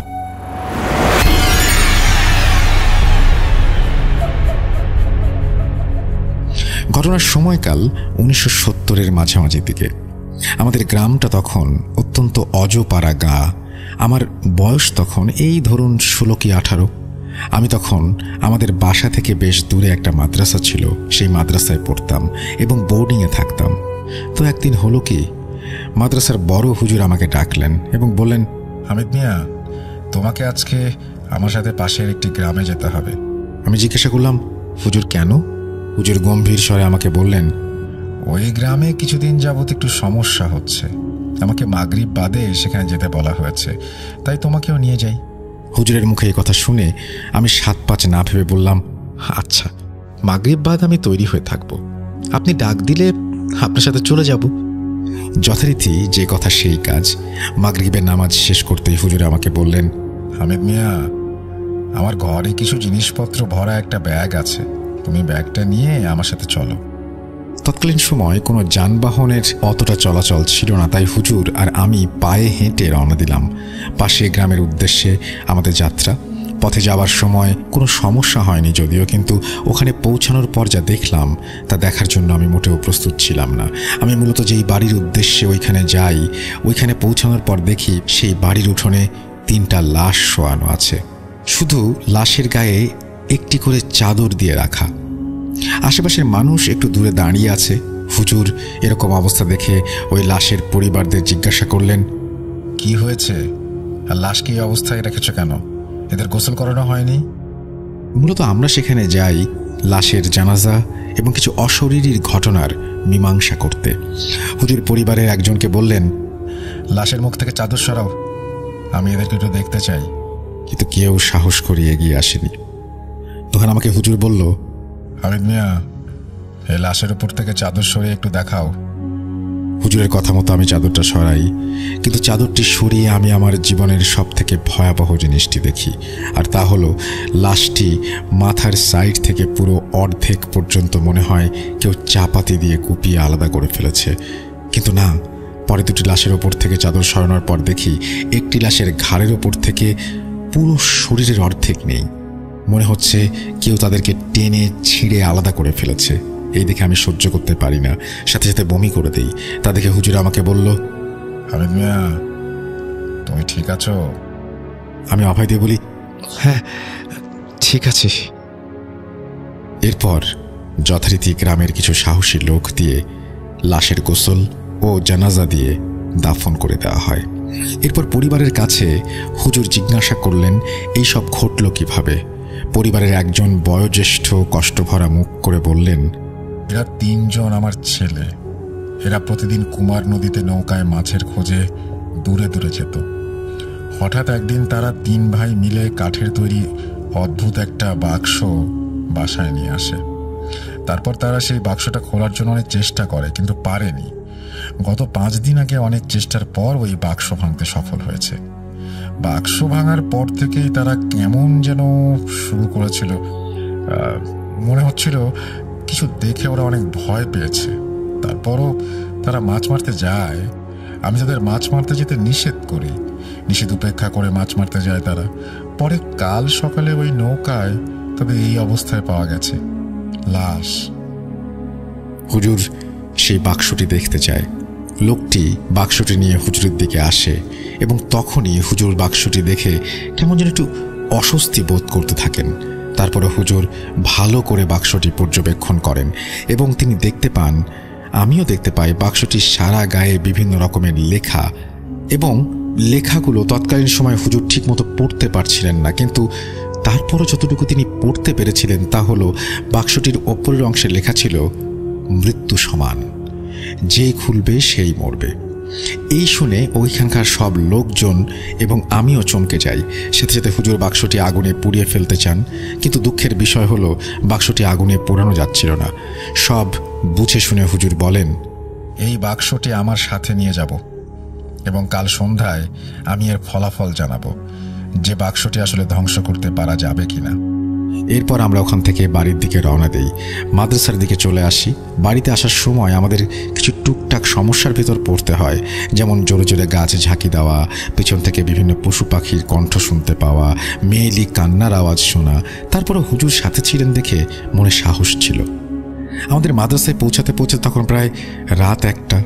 মাদ্রাসায় আসার পর হুজুর তার নিজের কাছে থাকা কিছু জিনের মাধ্যমে জানতে পারে যে এই বাক্সটি প্রায় 250 থেকে 350 বছরের পুরনো বাক্স।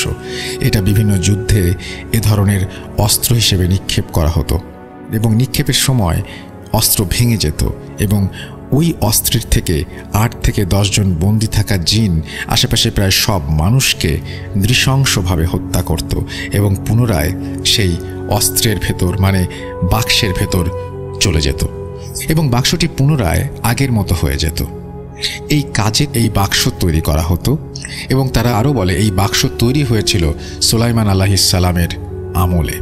তারা বলেন এরকম বাক্স পৃথিবীতে প্রায় 95 থেকে 96টি আছে। কালের বিবর্তনে এই বাক্সের ধরন ও আকার পাল্টিয়েছে। হুজুর তখন বলেন এই বাক্স ধ্বংস করা যায় কিভাবে? তখন সেই জিনগুলো হুজুরকে জানায় এই বাক্স কোনোদিন ধ্বংস করা যায়নি কিংবা যেত না, তাই তারা এই বাক্সগুলো বিভিন্ন জায়গায় মাটি খুঁড়ে কিংবা বিভিন্ন গোপন স্থানে লুকিয়ে রাখে। তারা এও জানান এই বাক্স প্রথম তৈরি করেছিলেন সুলাইমান আলাইহিস সালাম তার সৈন্যদের রক্ষা করার জন্য।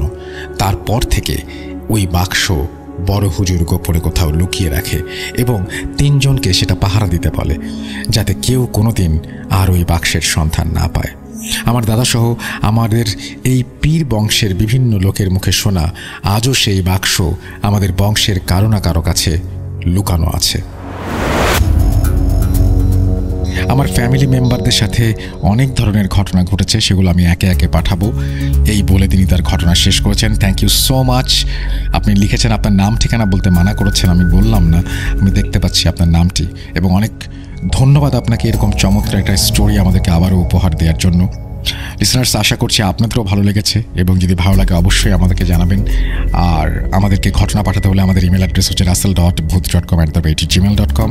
আপনার নাম, ঠিকানা এবং ফোন নাম্বার সহ আপনার জীবনে ঘটে যাওয়া বা আপনার জানা সেরা ঘটনা পাঠিয়ে দিন আমাদের কাছে। ঘটনার শুরুতে অবশ্যই উল্লেখ করুন যে ঘটনাটি আপনি স্টুডিওতে এসে শেয়ার করতে চান, নাকি আপনি চান আপনার ঘটনা আমরা পড়ে শুনে। আমাদের ফেসবুক পেজ হচ্ছে www.facebook.com/russell.স্বাধীন। আমরা চলে যাব আমাদের পরবর্তী ঘটনায়।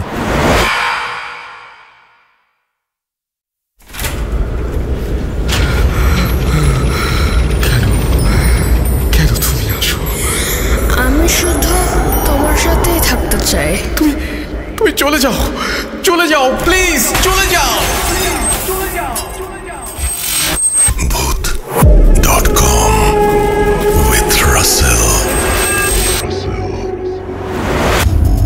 Welcome back. আপনাদের সবাইকে স্বাগত জানাচ্ছি আমি রাসেল। আশা করছি আপনারা সবাই ভালো আছেন। 177তম এপিসোডে আবারও আপনাদের স্বাগত জানাচ্ছি। অনেকেই বিভিন্ন ধরনের প্রশ্ন করছেন, অনেকেই প্রশংসা করছেন আমাদের এই ঘটনাগুলোর, এবং আশা করছি আমাদের ঘটনাগুলো আপনাদের ভালো লাগছে। এবং আমাদেরকে ফেসবুকে যারা কমেন্ট করছেন তাদেরকে অসংখ্য ধন্যবাদ। আমাদেরকে আরও কমেন্ট করতে চাইলে লিখুন। আমাদের ফেসবুকের লিঙ্কে যে আপনাদের কমেন্ট সেকশানে গিয়ে আপনারা লিখতে পারেন www.facebook.com/russell.স্বাধীন। আমরা চলে যাব আমাদের পরবর্তী ঘটনায়, এবং আশা করছি যে পুরোটা সময় আমাদের সঙ্গে থাকবেন। যেভাবে লেখা আছে আমি সেভাবেই পড়ছি। আসসালামু আলাইকুম রাসেল ভাই, কেমন আছেন জিজ্ঞেস করবো না, কারণ আমি জানি আপনি সবসময় ভালোর দলে। আমি ফাহাদ, লিখছি সিলেট থেকে। স্টুডিওতে এসে ঘটনা বলা আমার পক্ষে সম্ভব নয়, তাই আমি ঘটনাটি ভালো লাগলে পড়ে শোনানোর অনুরোধ করছি। আমি ক্লাস 5 থেকে ভূত FM শুনে আসছি। মধ্যখানে বেশ কিছু সময় আপনার শো বন্ধ ছিল। সেই সময় ইউটিউব থেকে আপনার আগের এপিসোডগুলো ডাউনলোড করে শুনতাম। বেশ কিছুদিন ধরে ভাবছিলাম একটা ঘটনা পাঠাবো, তবে সুন্দরভাবে গুছিয়ে লিখতে না পারার কারণে পাঠাতে পারছিলাম না। শেষমেশ ঘটনাটি লিখে পাঠানোর সিদ্ধান্ত নিলাম। অগোছালো লেখার জন্য শুরুতেই ক্ষমা চেয়ে নিচ্ছি। আজকে যে ঘটনাটি বলবো সেটা আমার ফুপুর সাথে ঘটেছিল। অনেক আগে একবার ফুপু এই ঘটনাটি আমাকে বলেছিলেন। সে সময় আমি এত গুরুত্ব দিয়ে শুনিনি, তাই সেদিন ফুপুর সাথে আমার যখন দেখা হয় তখন ঘটনাটি তার কাছ থেকে আমি শুনে নিই। আমার ফুপুর হাজব্যান্ড ছিলেন অত্যন্ত সাহসী মানুষ। উনি প্রায় রাতেই মাছ ধরতে যেতেন। আমাদের আঞ্চলিক ভাষায় যাকে বলা হয় আলো শিকার। সাধারণত আলো শিকার করতে দুটি জিনিসের প্রয়োজন হয়, টর্চ লাইট এবং বর্ষা। ওনাদের বাড়ির সাথে ছিল অসংখ্য মাঠ এবং খাল আর বিল। যখন বর্ষাকাল আসতো তখন পানি, খাল, বিল সব জায়গায় জমা হয়ে যেত। সেখানে অসংখ্য মাছ পাওয়া যেত। মূল ঘটনায় যাওয়ার আগে কিছু বর্ণনা দেই। ওনাদের একতলা বিশিষ্ট একটি দালান ঘরটির সাথে একটি কাঁচা রাস্তা, এবং কাঁচা রাস্তার সাথেই মেইন রোড। কাঁচা রাস্তার শুরুতেই এবং মেইন রোডের সাথেই একটি কবরস্থান। কবরস্থানের পাশেই গাছগাছালিতে ঘেরা, এবং পাশেই বড় একটি বাঁশঝাড়, এবং এর কিছু দূরেই ফুপুদের বাসা, আর সাথে কয়েকটা বাড়ি রয়েছে, এবং এর পরে আরও অনেক খালি মাঠ রয়েছে। ফুফা যখন রাতে আলো শিকার করতেন প্রায়ই ওনার সাথে অদ্ভুত ঘটনা ঘটত। যেমন একদিন ওনার পাশের এক খালে উনি গিয়েছিলেন শিকারে। উনি দেখতে পেলেন সেই খালে অসংখ্য মাছ। মাছগুলো সাধারণ মাছের চাইতে অনেক বড়, এবং মাছগুলো দেখতে অদ্ভুত ছিল। ফুপা বুঝতে পারলেন যে এগুলো মাছ নয়। উনি ভয় না পেয়ে বিভিন্ন দোয়া দুরুদ পড়ে সেখান থেকে চলে আসেন। আরেকদিন উনি আলো শিকার করে বাড়ি ফিরছিলেন। প্রথমেই বলেছিলাম ওনাদের কাঁচা রাস্তার সাথে একটি কবরস্থান এবং একটি বড় বাঁশঝাড় রয়েছে। যখন বাঁশঝাড়ের কাছে এলেন তখন তিনি দেখতে পেলেন পুরো বাঁশঝাড়টি ওনার ওপরে পড়ে যাচ্ছে। উনি সাথে সাথে বাঁশঝাড়ের জায়গা অতিক্রম করেন এবং দোয়া দুরুদ পড়তে শুরু করলেন, এবং সেখান থেকে চলে এলেন। যেহেতু উনি অনেক সাহসী ছিলেন তাই উনি ভয় পাননি। বলা যায় গভীর রাতে কেউ একা রাস্তা দিয়ে হেঁটে আসলে কোনো জিন বাঁশঝাড়ে ফেলে মানুষকে ভয় দেখাতে চায়। যদি কেউ ভয় পেয়ে যায় তাহলে সে অসুস্থ হয়ে পড়বে। এর কিছুদিন পরে ফুফা একদিন আলো শিকারে যান। সেদিন ওনার টর্চ লাইট সমস্যা করছিল। হঠাৎ উনি দেখতে পান ওনার সামনে কয়েকটা কুকুর আসছে। এত রাতে কুকুর কোথা থেকে আসবে উনি বুঝতে পারছিলেন না। তারপরও উনি বিষয়টা স্বাভাবিকভাবে নিলেন এবং সামনে এগোতে লাগলেন। কিন্তু কুকুরগুলো সামনে আসতেই উনি দেখতে পেলেন কুকুরগুলোর চোখ লাল, শরীরের রং কালো। ওনার দিকে কুকুরগুলো খুবই রাগান্বিত দৃষ্টিতে তাকিয়ে আছে। উনি কিছুটা ভয় পেয়েছিলেন, তবুও উনি বিভিন্ন দোয়া দুরুদ পড়তে শুরু করলেন। সেই কুকুরগুলোকে অতিক্রম করে চলে আসলেন। উনি আর পেছনে ফিরে তাকাননি। প্রায় ওনার সাথে এরকম অস্বাভাবিক ঘটনা ঘটে। এবার আসি মূল ঘটনায়। আমার ফুপুর একটা মেয়ে আছে, এখনও 40 দিন পেরোয়নি। ফুফা রাত্রে আলো শিকারে যেতে চাইলেন। ওনার মা ছিলেন ধার্মিক মানুষ। ওনার মা ফুপাকে বাধা দিয়ে বললেন, এত মাছের প্রয়োজন নেই, তোর ঘরে এখন একটা মেয়ে রয়েছে, 40 দিনও হয়নি, তুই ঘরে থাক, তোর মেয়ের সাথে থাক, এত রাতে মাছ ধরার দরকার কি? ফুফা এই কথাগুলো শুনে হেসে উড়িয়ে দিলেন এবং আলো শিকারে বের হয়ে পড়লেন। সেদিন উনি বেশ কিছুক্ষণ আলো শিকার করার পর মাছ পেলেন না, তাই বাড়ি চলে এলেন। উনি রাস্তা দিয়ে একাই হেঁটে আসছিলেন। ওনার কাছে মনে হচ্ছিল যে ওনার পেছন পেছন কেউ যেন হেঁটে আসছে। উনি পেছনে ফিরে তাকালেন, কিন্তু কিছুই দেখতে পেলেন না। বেশ কয়েকবার ওনার সাথে এরকম ঘটনা হয় এবং অবশেষে উনি বাড়ি চলে আসেন। বাড়িতে আসার পর ফুপু এসে গেট খুলে দেন। উনি রুমে ঢুকেই বাথরুমে গিয়ে হাত পা ধুয়ে আসেন। ততক্ষণে ওনার মেয়ে ঘুমিয়ে পড়েছে। ফুপু ওনার জন্য খাবার এনে দেয়। খাবার খাওয়া দাওয়া শেষ করে ওনারা টুকটাক কথা বলছিলেন আস্তে ধীরে, যাতে ওনাদের মেয়ে ঘুম থেকে না ওঠে। বেশি কথা না বলে ফুপা ঘুমানোর জন্য বিছানায় যান। ততক্ষণে ফুপু থালা বাসন পরিষ্কার করছিলেন। হঠাৎ শুনতে পেলেন ওনাদের দরজায় কেউ আঘাত করছে। ঠক ঠক ঠক ঠক ঠক। ফুপু উঠে গিয়ে দরজা খুললেন। দরজা খোলার পর উনি দেখতে পেলেন বাইরে কেউ নেই, কিন্তু দরজা খুলতেই একটা প্রজাপতি এসে ঘরের ভেতরে ঢুকে পড়ল। কে এসেছে দেখার জন্য চাচা তাকিয়েছিলেন, কিন্তু কাউকেই দেখতে পেলেন না এবং উনি আর কিছু না ভেবে শুয়ে পড়লেন। ফুপুর চোখে তখনও ঘুম ছিল না, কিছুটা বিরক্ত বোধ করছিলেন, তাই এই বিষয়টাকে তেমন বেশি আমলে নেননি এবং দরজা লাগিয়ে উনি ওনার কাজ শেষ করেন। তখন ওনাদের ছাদে কি ঘটেছিল, ছাদের এপাশ ওপাশ আবার ওপাশ এপাশ এরকম একটা শব্দ হচ্ছিল। মনে হচ্ছিল যে কেউ একজন ছাদে হেঁটে বেড়াচ্ছে। ফুফা রেগে গিয়ে বললেন, এই কে রে, এত রাত্রে ছাদে কে হাঁটছে? উঠে আসবো নাকি যাবি? এরপর শব্দটা বন্ধ হয়ে যায়। তবে কিছুক্ষণ পর শব্দটা আবার হচ্ছিল। সকালে ফুপু ঘুম থেকে উঠলেন, কিন্তু প্রতিদিন ঘুম ভাঙত ফুপুর মেয়ের কান্নার আওয়াজে। কিন্তু আজ উনি ঘুম থেকে উঠে দেখেন সকাল 8টা বাজছে। ওনার মেয়ে গভীর ঘুমে। উনি ভাবলেন এই ফাঁকে সকালের কিছু কাজ সেরে নেই। উনি যাবতীয় কাজ শেষ করলেন এবং দেখলেন ওনাদের মেয়ে তখনও গভীর ঘুমে। এর কিছুক্ষণ পর ফুফা ঘুম থেকে উঠলেন, মুখ ধুলেন। এরপর ফুপাকে জানালেন যে ওনাদের মেয়েটা এখনো ঘুমিয়ে, প্রতিদিন এত আগে উঠে আজ উঠছে না। আমার ফুপা ওনার মেয়ের কাছে গেলেন এবং মেয়েকে ঘুম থেকে জাগানোর চেষ্টা করলেন, কিন্তু ওনার মেয়ে একদম চুপচাপ শুয়ে আছে। ফুপা মেয়েকে কোলে নিলেন এবং কোলে নিয়ে বুঝতে পারলেন মেয়ে শ্বাস নিচ্ছে না। ফুপু ততক্ষণে কেঁদে ফেলেছেন এবং মেয়েকে ওনার কোলে নিয়ে নাম ধরে ডাকতে শুরু করেছেন। এরপরে বাড়িতে ডাক্তার আনা হলো। ডাক্তার এসে ফুপুকে জানালো যে বাচ্চাটি মারা গিয়েছে। ফুপুর কান্নায় বাড়ি প্রকৃতি সব নিস্তব্ধ হয়ে গিয়েছে। একদম সুস্থ সবল একটা বাচ্চা, তার এইরকম পরিণতি কিভাবে সম্ভব? তার মৃত্যুতে সবাই কষ্ট পেয়েছে, কেউই মেনে নিতে পারছে না এই মৃত্যুটা। বিয়ের মৃত্যুর বেশ কিছুদিন হয়ে গেছে। এর মধ্যে হঠাৎ ফুপার সেই রাতের ঘটনার কথা মনে পড়ে। উনি একজন হুজুরের কাছে যান এবং তাকে গিয়ে সেই রাতের ঘটনার কথা বলেন। হুজুর ফুপাকে বলেন উনি অনেক রাত করে বাড়ি ফিরেছিলেন, তাই কিছু হয়তো ওনার পেছন পেছন এসেছিল এবং সেটা প্রজাপতি রূপে তাদের ঘরে প্রবেশ করে। এরপর ফুপা বুঝতে পারলেন যে তার নিজের ভুলেই তিনি মেয়েটিকে হারিয়েছেন। এই বিষয়টা উনি ওনার মায়ের থেকে প্রথমে গোপন রাখেন, কিন্তু কিছুদিন পর উনি বিষয়টা জেনে যান।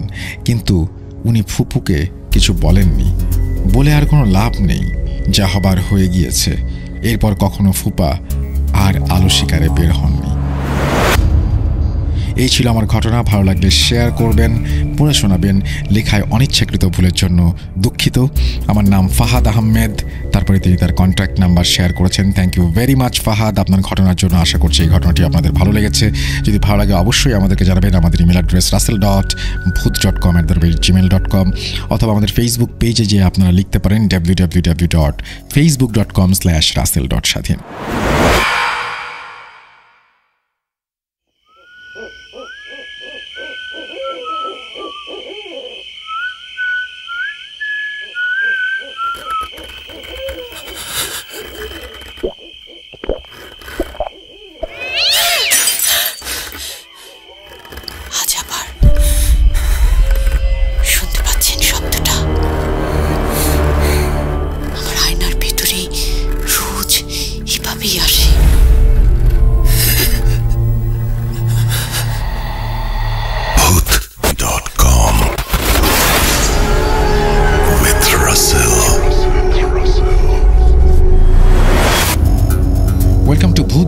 আশা করছি আপনারা সবাই ভালো আছেন। সানডে স্পেশাল এপিসোডে আপনাদের সবাইকে স্বাগত জানাচ্ছি আমি রাসেল, এবং আজকেও আরও একটা নতুন ঘটনা নিয়ে আপনাদের সামনে হাজির হয়ে গেলাম।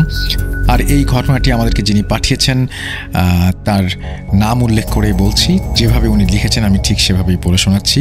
শুরুতেই সালাম জানাই, আমার নাম সিয়াম। রাসেল ভাই ভালো থাকার দলে, তাই কেমন আছেন জানতে চাইলাম না।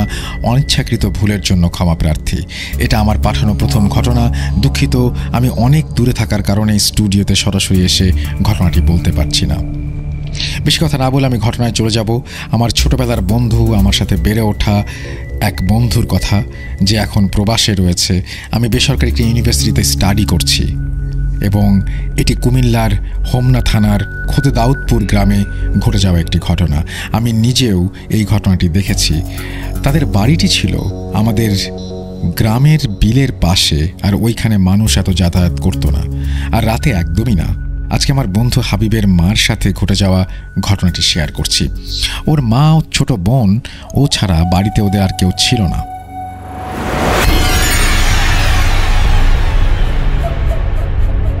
হাবিব প্রায় খেয়াল করতো রাতে ওর মা হুটহাট ওদের বাসা থেকে বের হয়ে যেত, কিন্তু সে তেমন সাহস পেত না মার পিছু নেবার। ওদের বাড়িতে ওদের একটা পোষা কুকুর ছিল, সে বুঝতে পারত আর মার পিছু নিত। রাতে বাসা থেকে বের হবার পর ওনার 2-3 দিন কোনো খোঁজ খবর পাওয়া যেত না। তারপর অনেক দূর থেকে খবর আসতো ওনাকে খুঁজে পাওয়া গেছে। তারপর তারা তাকে যে নিয়ে আসতো। একদিন ওকে খুঁজে পাওয়া যাচ্ছে না। সব সময়ের মতো এবার ওরা খবর পেল ওর মা অনেক দূরে এক গ্রামের এক বড় বটগাছের তলায় শুয়ে আছে। সে ঘটনা ওই গ্রামের পুরো গ্রামবাসী দেখেছে। এরপর হুজুর নিয়ে এসে ওনাকে ওই গাছ থেকে নামানো হলো। যে ঘটনা ওই গ্রামের পুরো গ্রামবাসী দেখেছে। তারপর হুজুর এসে ওনার মাকে যখন নামায়, তখনও গ্রামের মানুষজন উপস্থিত ছিল, এবং হাবিবের বাবা তখন প্রবাসে ছিল ওর বড় ভাইয়ের সাথে। হাবিবের মেঝো ভাই সোহেল তখন ঢাকাতে ছিল। তখন তার মার এরকম অবস্থা দেখে উনি গ্রামে চলে আসেন। উনি আসার পর একদিন রাতে ওই কুকুরের আওয়াজ শুনতে পান, এবং তার ঘুম ভেঙে যায়। দেখে যে ওনার পাশে ওনার মা নেই, দরজাটা খোলা। লাইট নিয়ে বাইরে যেয়ে দেখে ওনার মা ওই বিলের দিকে জমি জমার আইল দিয়ে হেঁটে হেঁটে চলে যাচ্ছে।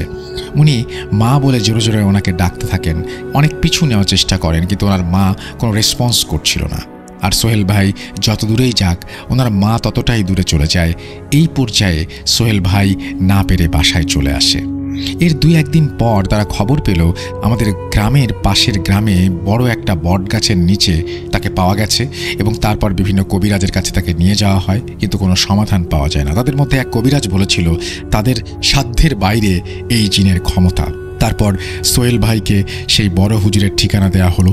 তারপর সোহেল ভাই সেই বড় হুজুরকে তাদের বাড়িতে নিয়ে আসে।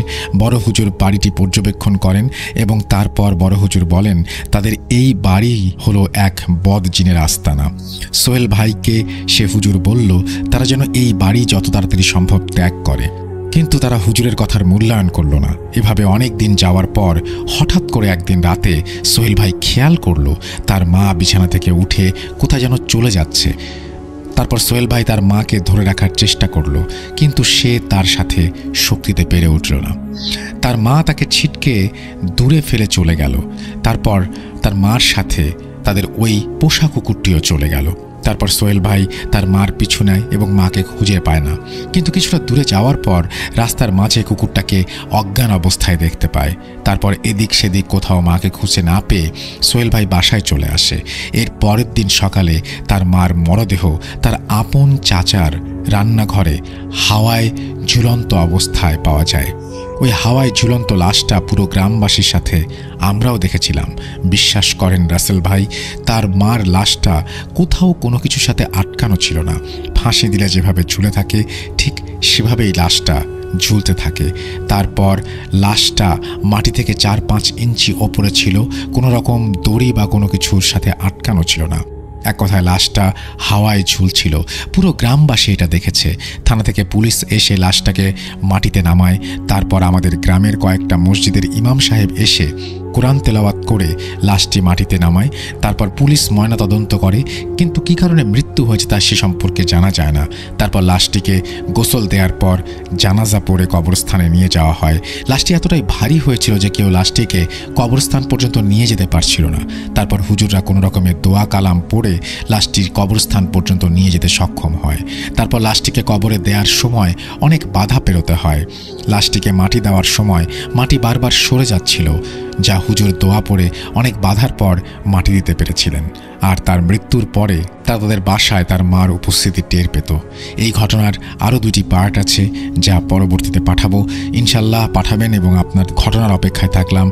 যারা এতক্ষণ পর্যন্ত আমাদেরকে শুনছিলেন রবিবারের এই স্পেশাল এপিসোড, তাদের সবাইকে অনেক অনেক ধন্যবাদ। আপনাদের দিন ভালো কাটুক, সুস্থ থাকুন, মোস্ট ইম্পর্টেন্টলি ভূত.com-এর সাথে থাকুন।